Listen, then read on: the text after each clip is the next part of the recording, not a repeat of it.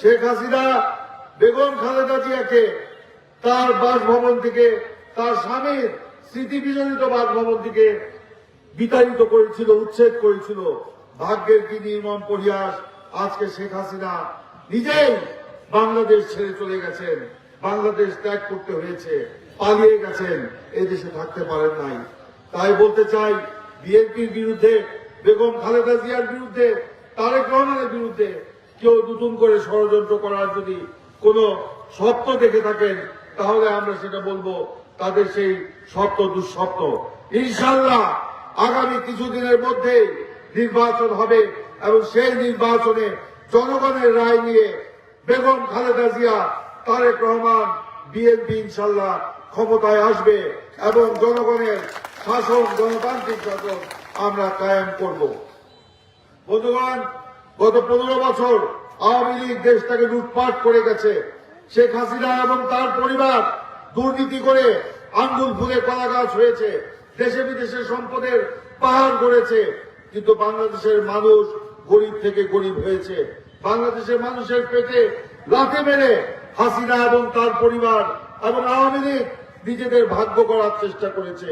কিন্তু আমরা বলতে চাই, বিএনপি জনগণের দল, বিএনপি ক্ষমতায় আসলে আমরা নিজেদের ভাগ্য করার জন্য নয়, জনগণকে আমরা উন্নত জীবন যাপন করার জন্য আমরা প্রচেষ্টা গ্রহণ করব ইনশাআল্লাহ।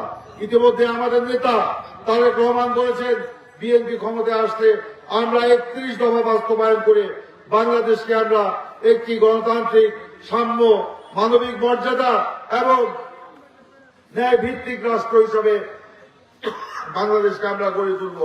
এবং একই সাথে তিনি বলেছেন, আমার গরিব, দুঃখী, মেহনতি মানুষের উন্নয়নে তিনি পদক্ষেপ গ্রহণ করবেন। প্রত্যেকটা গ্রামে গ্রামে পল্লী রেশন ব্যবস্থা চালু করা হবে।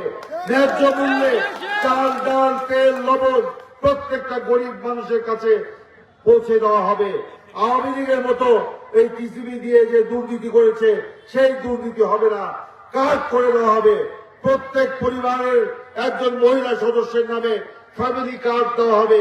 সেই ফ্যামিলি কার্ডের মাধ্যমে সেই পরিবারের মাসিক যে খরচ হয়, সেই খরচের একটা অংশ সরকার দিবে সেই পরিবারকে। সেটাই হলো তারেক রহমানের আজকে উদ্দেশ্য।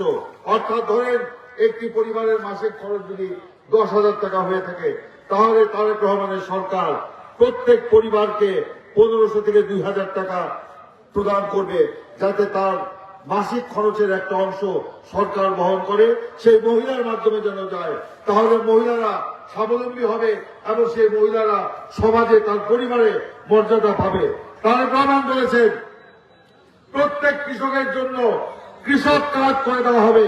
সেই কৃষক কার্ডের মাধ্যমে প্রত্যেকটা ফসলের মৌসুমে সরকার একটা ভর্তুকি প্রদান করবে।